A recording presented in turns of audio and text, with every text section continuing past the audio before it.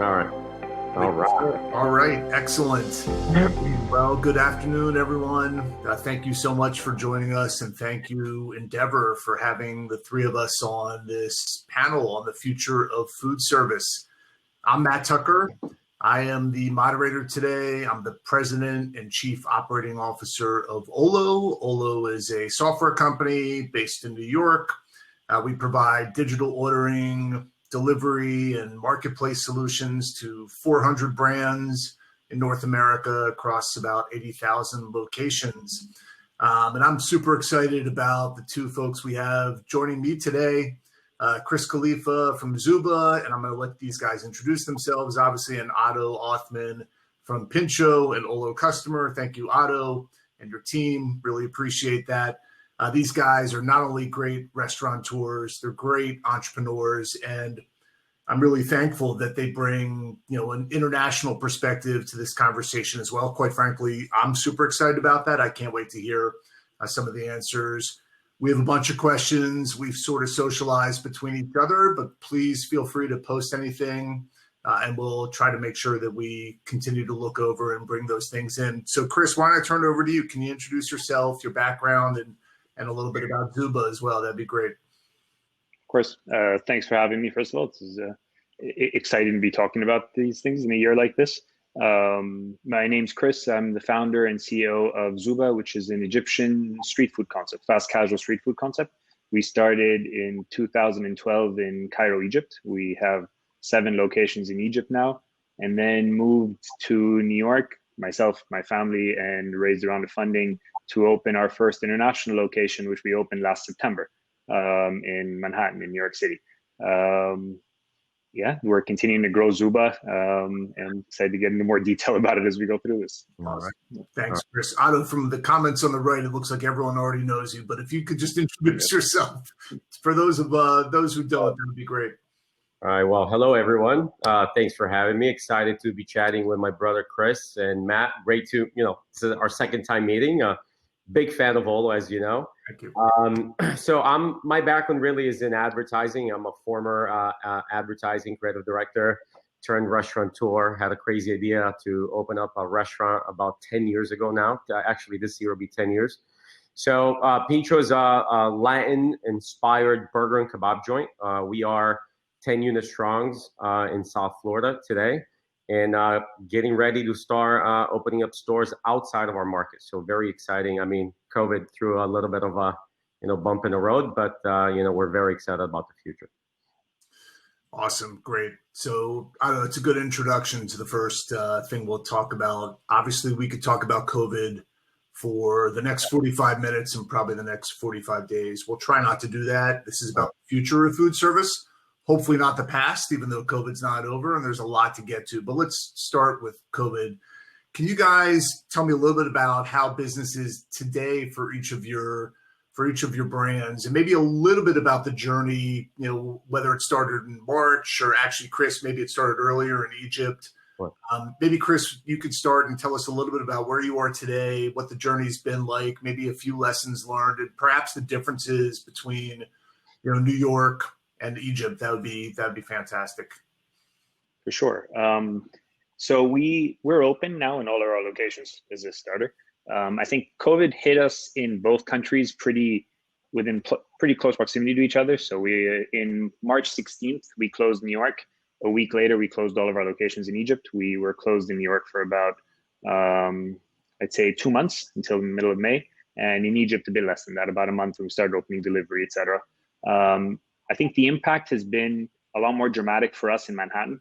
And I think Manhattan's a bit of a exceptional case study in this pandemic. I think that it's probably across the board on any industry more hard hit than most places. So today I'd say we're about 60% down from our targets in Manhattan, whilst we're about 25% down in Egypt. Our expectation is that it'll also take longer for Manhattan to come back. So we're planning ahead that we have another 9 to 12 months before we see the numbers that we expect or our target numbers in Manhattan, whereas we're pretty optimistic that Egypt in the next 2 to 3 months assuming nothing else happens from a disease standpoint, but second wave or anything like that, that we'd be much faster return in Egypt. And the first location in Saudi Arabia that was supposed to open in April that stopped, and that we are now back on construction for the last month and a half. That's planned to be open January of next year. So that's kind of where we stand. Quick snapshot today on the different locations. Got it. Thanks, Chris. Otto, I'm curious a little bit about not only where you stand, but perhaps also, did you guys take PPP? Was that available? And, we hear about restaurants going through COVID that have to furlough employees, obviously, then have to bring them back if they're available, if they want to come back, retrain them. Like, how did you go through something like that? And where are you today? And what's that journey been like? So I was actually sitting at this table, and I did a Zoom call with all of our general managers. I'll never forget, and everybody was freaking out, right? Everybody's scared. This was like right around March 16th, I think it was. But we've made a decision. I guess I made a decision without consulting the board. I made a decision to not furlough anyone. I said, listen, we're going through the desert right now. This is a race. We're going through the desert. We have X amount of water. We're going to share it between each other, and we're just going to figure this out. It was just sort of a reactive decision, like very quick. Let's say, look, don't panic. We're just going to figure this out. So we ended up closing up our shops, just the doors, and we went to drive-through mode. We're more of a suburban brand. Like, Manhattan is clearly an outlier. It's nuts. Suburban brands, I think, weren't as impacted as more of the urban markets. But we went to this takeout window mode, and we dropped in sales, but we weren't as impacted as everybody else because we were very quick and we adopted we're very early adopters in tech. So when it was time to shift and pivot, we were very well positioned. PPP, we did take on PPP. We needed to because we did lose a lot of money. For March and April, we collected about $250K, but we didn't furlough anybody, right? And what ended up happening is when we started reopening, which we just reopened dining rooms, by the way, last week for the first time. So it's been 6 months of closed dining rooms. A lot of my friends that had to reopen after they actually closed and furloughed, it was very hard to re-engage folks to work again in a restaurant. A lot of people are scared to go back to work, and a lot of parents didn't want their kids working. That was one of the issues that we had to deal with. But so we're very lucky that we didn't furlough people. So it was much easier to just keep going. That's amazing. Yeah. I love that. That's incredible. That you guys, that notion of walking through the desert together and sharing the water, it's special. Chris, I wonder if there are lessons that you learned and Otto lessons you guys learned, not just about how we're going to handle the next pandemic, because hopefully this is it for another 100 years, but there probably are some interesting, unexpected outcomes of COVID that you might be able to, utilize or use going forward to either from an efficiency perspective, from hiring, maybe even the menu. Was there anything, Chris, that came out of COVID that could be seen, from a positive perspective? I mean, at the core of it, it reaffirmed the concept that I think we had kind of learned from other crises operating in Egypt, that cash, and the importance of that. We were very lucky when this happened that we had cash reserves because we were planning on scaling out a few branches in New York. And what that did for us is that it didn't force us to pivot into anything that wouldn't align with our medium-term or long-term plan for the business, right? We could actually sit back, and we still had to make very hard decisions. I mean, the furloughing experience for us was very, very dramatic because it was so different in New York than in Egypt, where in Egypt, there's no safety net and we couldn't let go of anyone. In New York, there was no choice, for example, which was a very different cultural experience. But the ability to have that nest egg as a business and kind of that psychology that no matter what's happening and in whatever growth mode we think we're in, that we have to have that reserve, I think is just, confirmed once again by this crisis. And I think the other thing is these types of crises, we've gone as a brand. So we opened in 2012 in Egypt. We opened a year after the Egyptian Revolution. We were open for the second revolution in Egypt. Egypt went through a 200% currency devaluation in 2016. We were operating through that. And then we came here. So we've kind of gone through our share of crises. And we learned it the first, especially with the devaluation, that it just kind of makes you sit back and look at every little detail of the business with an eye that you don't really do when you're on growth mode. And I think that you end up coming out of these things as a brand, if you do come out of them, a lot leaner and a lot more focused. And I think we went through that same exact experience with this. You kind of clean up all of the unnecessary, all the unnecessary add-ons to everything. Your supply chain. If you had a middleman, you were going directly to the supplier. If you could go get your supplies from the boat itself, you'll go get it from the boat. You clean up the whole business, everything. Your tech subscriptions that we weren't using, but you were keeping because you hoped that you were going to make them work in 6 months. No, you'll take them on in 6 months. Right. Things like that. And I think, it's. I wish that we could figure out how to do that exercise when they're not in crisis, but crises definitely force you to do that. Right. Before I get to you, Otto, on that question, Chris, let me just stick with you for a moment based on something that Otto said. He said he got his GMs together on the phone. He was sitting where he's sitting right now, and he made the decision without the board. So Endeavor is trying to help entrepreneurs. You guys are entrepreneurs. And Otto said, I'm making this call. I'm not listening to the board. Did it really help? Did it help you sort of focus as a CEO and as an entrepreneur and say, you know what, I can't listen to, other voices right now. I really need to focus and figure out, and myself or one or two, important advisors really just figure out what's going to happen? Or did you, take a lot of inputs when you made those decisions? Our board is, we have a very close board. And I think one of the things that ended up happening with maybe slightly the opposite with this crisis is that if we were communicating once a month, we were communicating once every 4 days. When this started, if board presentations were happening on a quarterly basis, I was suddenly doing board presentations every 15 days, every week sometimes, and the calls were getting a lot more frequent. So we have a board whose opinions I know you do too, Otto, so I'm not, you always speak very highly of your board. But I definitely was very careful with this to make sure everyone was on the same page, because things are changing so quickly that you don't want there to be any surprises, right? So, you don't want anyone to be questioning 3 weeks later, where's the cash? Tomorrow morning, I'm going to tell you exactly where we're at in cash. And a week from now, we're all going to be on the same page that we made these decisions together. That makes sense. Yeah, that's great. Otto, in terms of, lessons learned from COVID, for Chris, it was, cash and obviously focus and, cut extraneous costs, push out things. For you, were similar lessons learned, or were there other things that sort of jumped to top of mind for positives out of COVID? Right.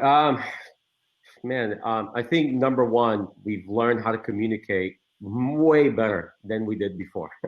We started doing huddle calls every morning, right? Every morning I'm doing huddle calls with my leadership team, and to the point that we still do them. I just had one this morning, right? It just became a thing. So now everybody knows what everybody's doing at all times because we no longer have an office, right? We sort of stopped going to the office.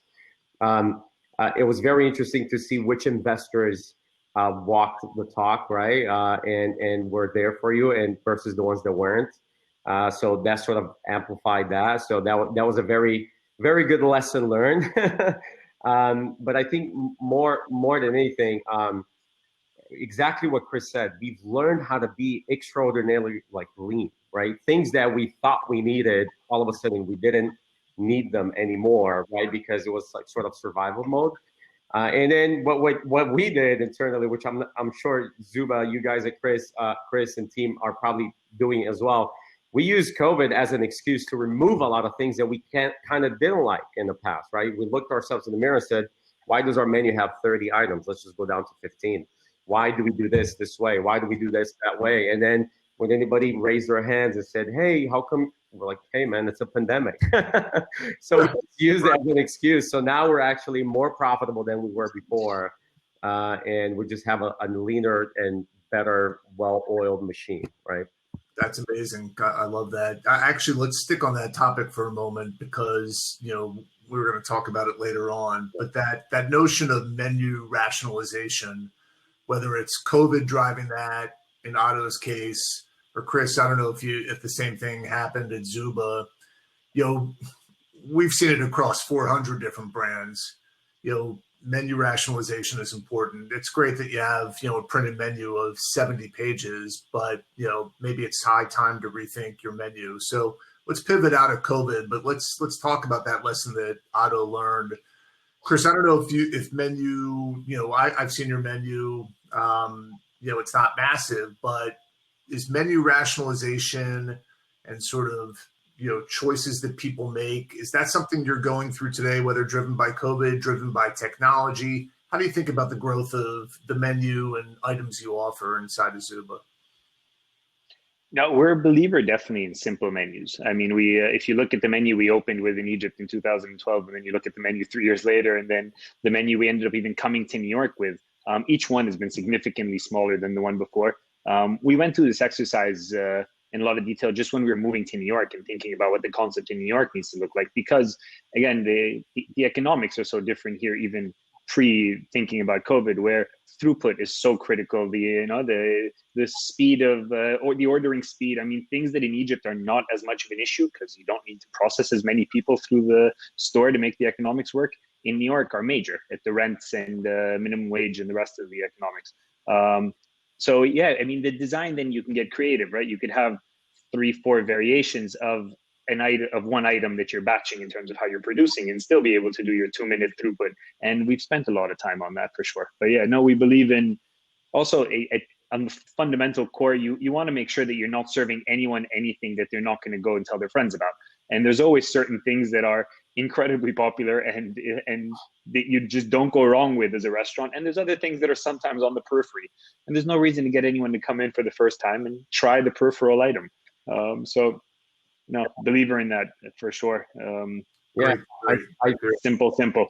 I think the other thing that just to add to what Chris is saying, right now from a menu innovation standpoint, we look at delivery. You look at ghost kitchens. You look at does the food travel well? Everything has shifted, right? So now these kitchens that used to be just a brick and mortar, they're now a hub, and we're launching a virtual brand in the next couple of days called Side Chick. Right, it was kind of like our side hustle. So we have a whole chicken concept called Side Chick.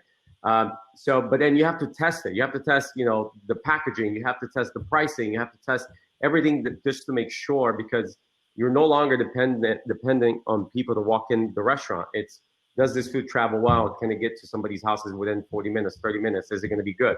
So there's all these new variables in menu innovation that we have to take into consideration, which is, COVID sort of accelerated that. Yeah, well, let's talk about this concept of virtual brands for a few minutes. So Side Chick is an interesting idea.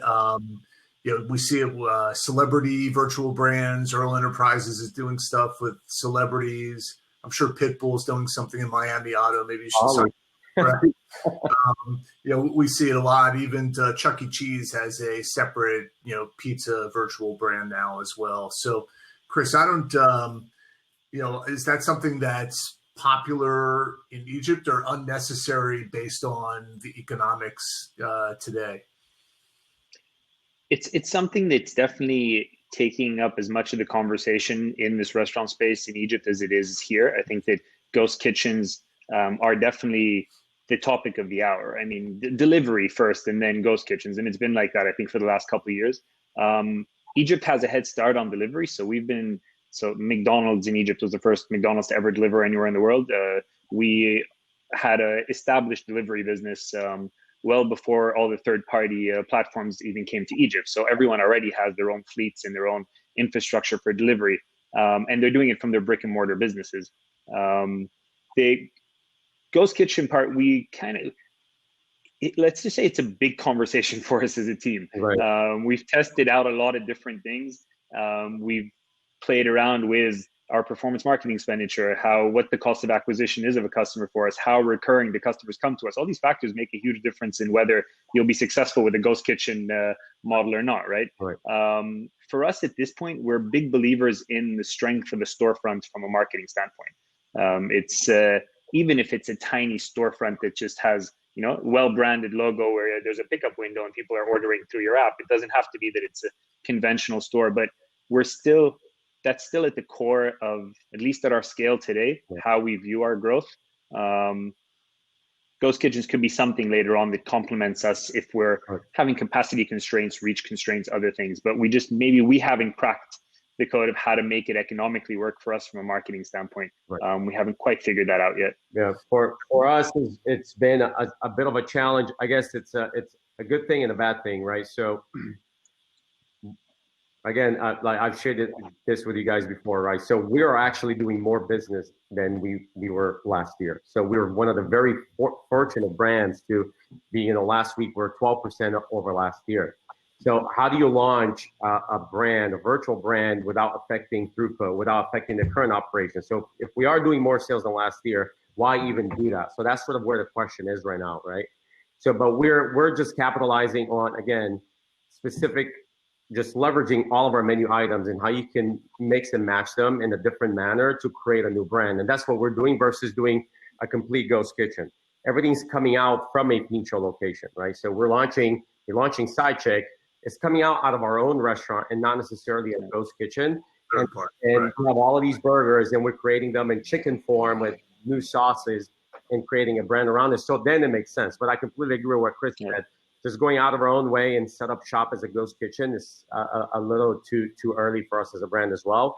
But we do have 8 locations, right? So why not leverage? It's all about being great at digital right now, really, at the end of the day, right? So if people are not coming to the shop, is how do you get the most amount of people to sort of, buy from you from a digital perspective, buy from you online. So that's everything that we're focused on right now. Absolutely. We'll certainly get to online ordering.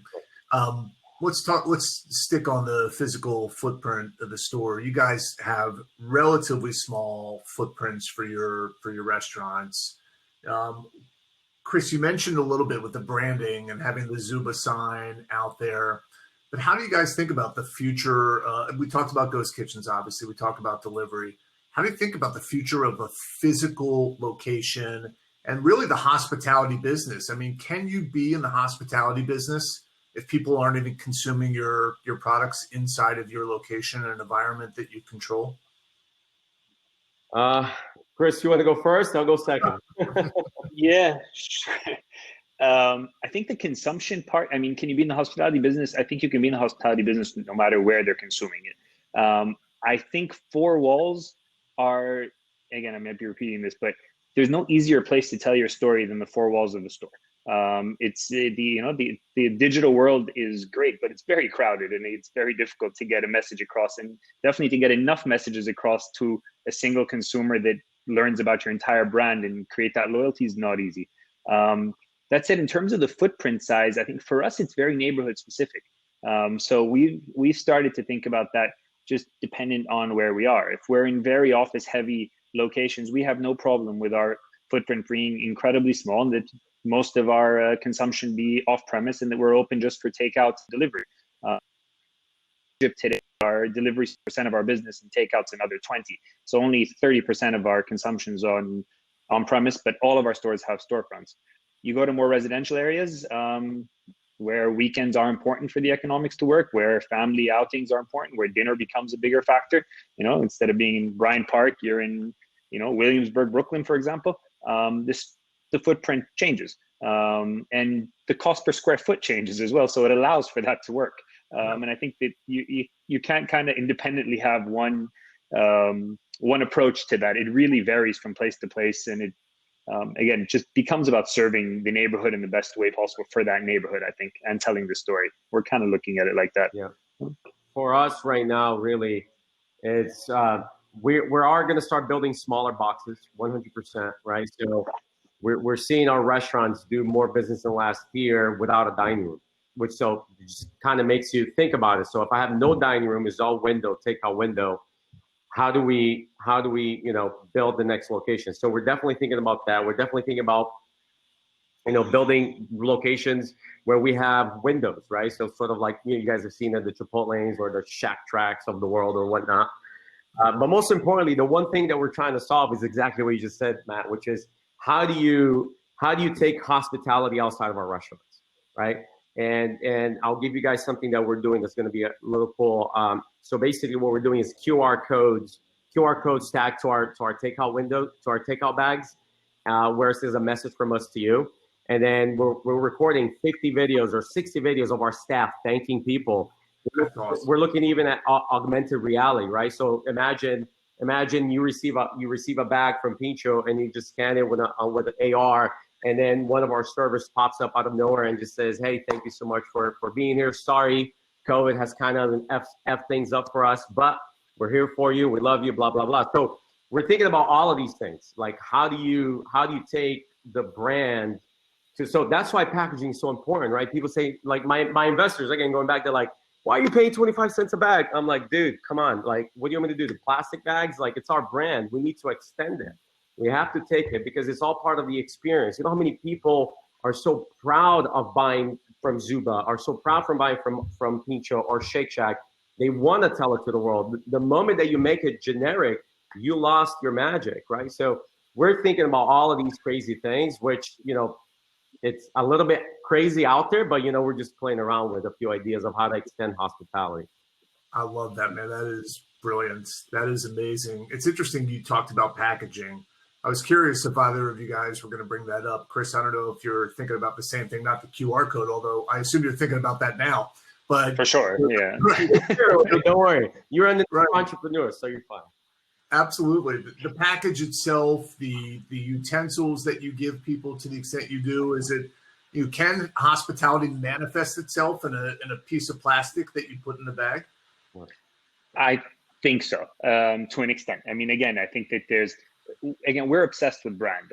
We're a company that hired as one of our key executive positions a creative director before we hired a marketing executive. We actually don't have a marketing position today because we were at a scale where we had to decide, are we going to be killing it at communication, or do we want to make sure that we have a brand custodian and a brand identity that is actually ready for scale? We're getting into a phase now where we can start to look at both, of course, but that was how we looked at it from the beginning. One of the major investments we did when we were coming to New York was we went to one of the best creative branding agencies in, I think, the world, the agency and Walsh, Sagmeister and Walsh, and we revamped our entire brand identity and went very aggressive with what that looked like. And that, of course, includes packaging. Thank you. And the packaging is a huge part of the storytelling. And it's the part that's also photographed. It's the part that sits on your counter at home when you're, after you've eaten at home for a while.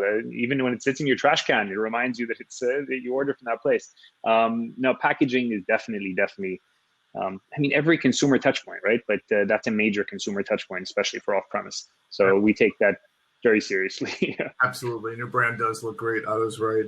Let's just stick with the consumer touch point for a minute. Chris, you referenced McDonald's delivery in Egypt, and it was the first place, I think you said, where McDonald's delivered on their own behalf. You do the same thing, I believe, with Zooba in Egypt. You are your own delivery fleet. Typically in the U.S., outside of the pizza world, that's not the case. There are exceptions like Jimmy John's and others, but typically people use third parties, and we'll talk about marketplaces. But why do it yourself? I'm curious about that. Is it because of the consumer touch that you have? Is it because you could just do it more effectively and cheaper? Is it all the above? Were you driven to that by some market condition? Give us a little bit of sense of why you're controlling such an important part of the interaction with the guests that way. So just also for clarity, we do it ourselves in Egypt. In the US, at this point, we don't do it ourselves. We do it through a third party. I think that in Egypt, when we launched, the only service providers that were providing that kind of a outsource were not a very professionally institutionalized option. I mean, it was kind of send a text message when the order comes in so that someone comes in within 5 minutes and takes it if they're in your neighborhood type of a setup. So we were forced to create that ourselves from the onset. And the economics of how delivery charge is already built into the economics of a delivery order in Egypt, that it is economically viable and it's profitable and it makes sense. You charge the same delivery charge that the rest of the market charges. That covers your cost per trip and covers having that team on your payroll. And then you start to benefit off things like having them be part of your culture, having them be part of your trainings, having them be a representation of your brand. I mean, they create another consumer touch point. They're driving around on motorcycles that are branded with Zooba and are wearing jackets that are branded with Zooba. And, you know, it's another reminder moving around the cities of Cairo that Zooba exists. I think what it's taught us, and we're still seeing how this will evolve in the US for us, is that it's very doable, right? Every pitch we had with any company here that was a third-party delivery service or a last-mile service, a big part of their pitch is that, you know, we're taking all this headache off of you, and it's impossible to run it yourself, so we're going to run it for you. We've been running it for 8 years, so, you know, it doesn't. We know you can run it. I think there's a scale where it starts to make sense. And I think as we start to grow in the US, we'll continue to look at whether we're at the number of orders a day and at that scale where it makes sense to do it ourselves. But we do believe very much in controlling that, having everyone that's a part of your experience, let's say the hospitality experience, as we're saying, that's off premise, be part of your culture. As much as possible. So yeah, it's been a good experience for us in Egypt. That's awesome. Otto, what are your thoughts on delivery, and, you know, how are you doing it down in Miami, or are you doing it at all? There, yeah, no, we are. We're early adopters. Can't stand them because I know what they're trying to do, right? So my background's in tech, so I know exactly what these guys are trying to do. So essentially, what Expedia did to hotels and all of these folks is exactly what Uber and these folks are trying to do to the restaurant industry, right? You guys seen the whole predatory thing that we just watched with The Edge. So that's essentially what Uber Eats is. So, and we've seen it happen, right? In the beginning, many years ago, 2016, I think it was, when we first started, 2015, 2016 with Uber. The whole spiel of, oh, this is going to be incremental. This is going to be incremental. Yeah, so I can tell you that it wasn't incremental, right? It was incremental for like 2 weeks, and then it becomes a trade-off, right? So your in-store diner says, well, amazing, I don't have to wait in line at Pincho anymore. As Zooba, I can just have this and watch my Netflix show. Great. And then that user becomes an Uber Eats customer. And then now you're an Uber Eats, and you're like, holy crap, this is amazing. Not only I can order from Pincho and Zooba, but I can order from all these other brands, and there goes my customer, right? Or your customer or whatnot, right? That's right. And that's what ends up happening, right? So we're treading very lightly. That's why we've invested heavily into building our own loyalty, we've built an entire ordering experience on top of Olo just to even drive more and more adoption. And we've been very successful, right? Thanks to you guys, and the dispatch program that you guys have done has helped us, fight these guys tremendously, where if we receive an order via our app, via our website, we can, with Olo, dispatch it to a driver and then pay a lot less than the 30% that these folks are charging, most of these brands. But here's what's interesting, right? What we found out internally is that the same person using Uber Eats, they don't care. They're not that they're super loyal to Uber Eats. Like, so whenever we ran promotions with Postmates, that Uber Eats, let's say, 60% of people were ordering Uber Eats and 40% using Postmates, it would shift significantly, right? So that's where we found out that people didn't really care. They trusted Uber Eats and Postmates and DoorDash just the same. So we're like, okay, then why can't they trust us, the brand? So that's how we're treating it, right? We're treating it that way, but we're going crazy though. Like we're about to launch this entire new loyalty, and it's called Friends with Benefits, exclusive. And on the Friends with Benefits and exclusive, it's very significant for you to not use Uber Eats, just put it that way. And we've seen a lot of people say, hey, you know what? As long as you tell them, hey, listen, Uber Eats is charging these brands 30%, you'd be surprised how many people stop using them and start ordering directly from the restaurant.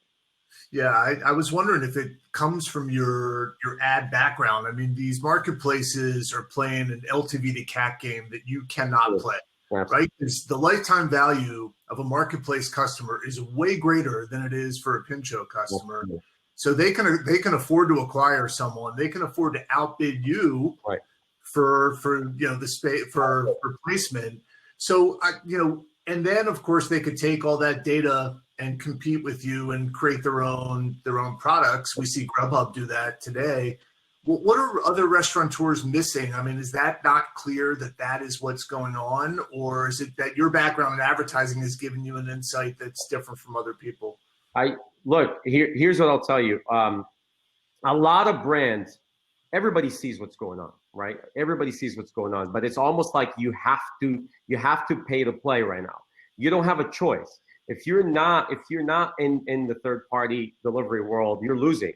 And if you weren't prior to COVID, you really lost. We spoke about this, right? So when COVID hit, 48% of our sales were already off premise, right? From those 48%, roughly 25 were delivery. When COVID hit, the fact that we were already very well set up, we weren't affected as much as my friends here locally that still had to get onboarded, wait for somebody on Uber to send them a tablet and the whole nine. So again, it was a pay to play kind of thing. Now the issue is it's sort of like a drug, right? So you kind of like, you got that addiction of these sales coming from these guys. What do? Do you just pull the plug? You can't, right? So you're going to have to little by little. So what we did is one thing we called it Project Trojan Horse. So every single Uber Eats bag and every single Postmates bag and DoorDash bag, we will drop a flyer in there, and very tongue in cheek and saying, hey, listen, do you want to be friends or friends with benefits, right? And here's $5, here's $10 off on your next online order when you place an order with us. So smart. And guess what? We're signing up about 700 to 800 people a week. Wow. In our platform, right? And that we own that experience, right? And now you start segmenting these folks and start having more personalized marketing, and you start building loyalty. And it's a tough game if you're not very well set up from a tech standpoint. If you only have a tablet, you're still way beyond. We're fully integrated, like from A to Z. So, I love it. Yeah. Well, I love it because you have. Well, yeah, of course. Well, let's stick on this topic, not the I love it topic, but the customer acquisition, loyalty that you were talking about, Otto. Right. Chris, when you think about strategies for attracting and retaining customers, Otto's got some incredibly smart stuff and some incredible branding as well, with all his naming. But just the idea of even doing bag stuffers for people who order from marketplaces to then sign up directly for Pincho loyalty, or those, like, how do you think about attracting new customers? Is it SEO? Is it SEM? Is it traditional loyalty? It's obviously, physical footprint for you, delivery drivers. So it's probably everything, but are there some secrets that you could share with us about, how you attract customer, and the CAC to LTV, sort of ratio that we all think about, I think it's a mix of a lot or everything that you just kind of mentioned. Our first thing is just having a concept that we think is unique and a brand experience that's unique and food that's great. I mean, at the end of the day, we're all serving food, right? So people need to come in and have that experience and think that it stands out, and then hopefully tell someone or come back. What Otto was just explaining about putting the flyers in the bags, yeah, we've been doing the exact same things for the last since we launched on these platforms, and we have our own online ordering again. It's our own brand that you can order off our website. We actually launched both the proprietary online orderings in the middle of COVID. We built them all out then. They were in our plan already, but being closed for 2 months helped us expedite that. We have been seeing that it's probably cheaper for us to get Seamless Grubhub or Caviar, whoever it is, to acquire the customer themselves, have them come and order through them, and then just give them a flyer to come to us. That discount that we're giving them on our average check is less expensive than the cost of acquisition of a customer through most of the performance marketing tools that we've tried, which is an interesting setup. We've also been very aggressive about just what terms we're signing up with these third party sites with.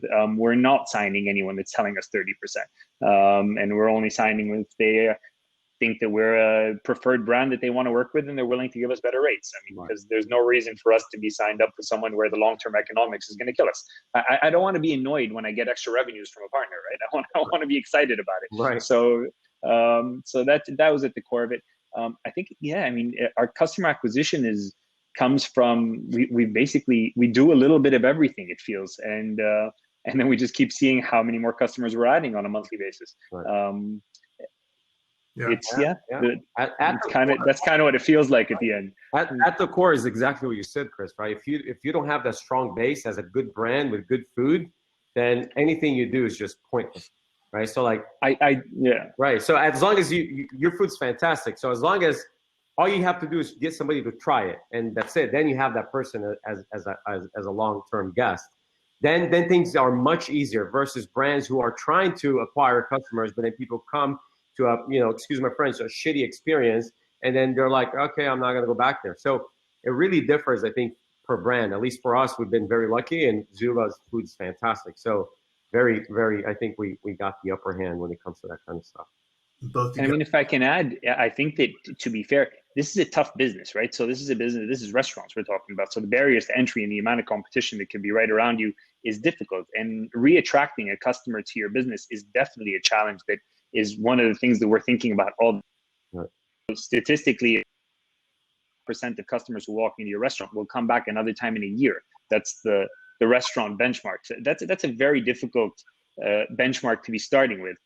So I think that it is definitely something that we continue to think about every day of how can we stand out in an industry like this from a brand standpoint that makes you kind of move from the restaurant business, which is a terrible business. That's the textbook example of, what not to be getting into, from moats to, monopolistic realities, etc., to a brand that actually, can survive and has a long life and can continue to acquire customers. It's the daily conversation. It's a challenge for sure. Oh, for sure.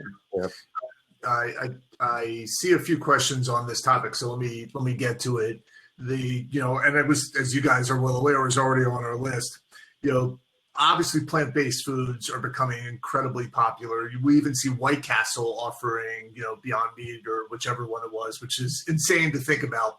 Are you guys, Chris, I know your menu is like heavily vegetarian, but are you thinking about plant-based? Have you done a lot of plant-based? Are people coming in and asking? How do you guys think about, the whole idea of plant-based inside of the restaurant you guys operate today?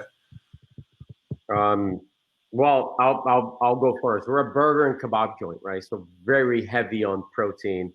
And Impossible Burger reached out to us like 3 years ago. They wanted to launch in Miami with us. This is prior to BK. And I honestly didn't want to be a leader in something that I didn't understand. I didn't know what the long-term impact from a health standpoint would be on people. It's like, it sounded, they dropped this thing in front of us on the flat top and is making the sound as if you're grilling a piece of meat. And I'm like, what is that? They're like, oh, those are the coconuts. And how is it bleeding? Oh, that's I don't know what, from the beets. And I was pretty it was very impressive. But this was many, many moons ago.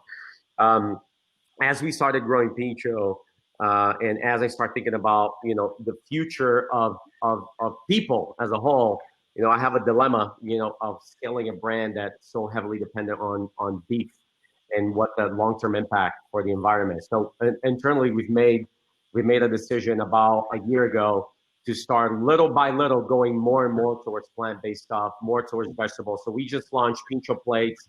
Now we're going more. We're trying to shift and do what's responsible as a group, as a business, not only for our guests but for the environment, which is very tough if you're a burger joint. So we finally sort of caved in. We're probably most likely going to launch a plant-based burger. We do have a veggie burger that's killer, that's amazing, but people still want that whole plant-based experience. I do think it's the future. I really do think it's the future.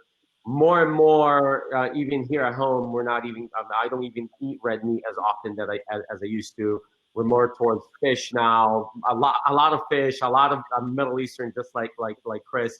So we're already, hummus, falafel, and all of these things are part of my day to day. So we love vegetables. So it's sort of, we got to go that way with Pincho. We're just trying to figure out what's next. Thanks, Otto. Chris, how about for Zooba? Yeah, one of the things that attracted me to the concept of doing an Egyptian street food concept even 8 years ago was that Egyptian street food is predominantly vegetarian, right? They're vegan, actually. So 80% of our menu is vegan just by the fact that that's the reality of that kind of food. And the reason is that meat is very expensive in Egypt. So it's not, so you don't end up having it as prevalent, cheap option of street food. So we're already kind of there, and that's been at the heart of our proposition. It's not 100% vegan. And one of our very popular items is a blended, well, it's called a hawashi, which would be considered a blended burger, kind of an Egyptian version of a blended burger that's pressed. So that's 40%, 45% vegetables, 55% meat on a patty that's about 100 grams. That's a very popular sandwich, but otherwise, the entire menu is already vegan. Yeah, got it. Yeah, and obviously, I share Otto's view that that is going to continue more and more to be the future. I mean, we have this thing called Tattle. I'm not sure if you're familiar with it, Matt. So a survey. Every time somebody places an order, right, you receive a survey Tattle. So you wouldn't believe how crazy the answers have changed. Our second most answered things, like when we ask what would make you come to Pincho more often, plant-based is the second most answered question. Like, right, the first is better for you food, right? Healthier foods, and then the second is plant-based. That's amazing. That is amazing. I think on that note, it's 3:15, and I believe we're over. But you guys were unbelievable. I really hope that entrepreneurs that were listening in, could take the lessons to heart. The lessons you guys have learned, the creativity from both of you, the stick-to-itiveness. It's amazing what you guys did through COVID. It's incredible. It really is. The restaurant industry has been hit so terribly. To see you guys survive and thrive is really amazing. So kudos to you guys. I really hope people could learn from you, and thank you both. Thank you very much. Thank you, man. All right. Later, guys. Thank you, everyone. Take care, guys. Thank you. Thank you. Take care.